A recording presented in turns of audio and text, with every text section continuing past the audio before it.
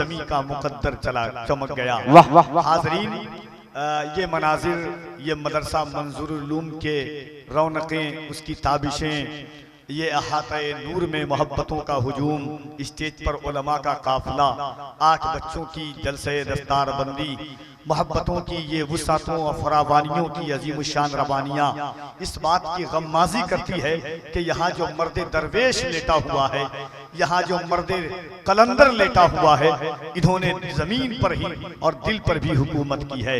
हाज़रीन, आइए मोहब्बत व एहतराम के साथ आपके ख्याल और नुदरत और आहंग के मुताबिक गुफ्तगू करने वाला लहजा, आपकी फिक्र और आपके एतकाद के हिसाब से गुफ्तगू करने वाला खतीब हजरत अल्लामा जहांगीर आलम साहब क़िबला ओवैसी से मैं मुल्तमिस हूं कि तशरीफ लाएं।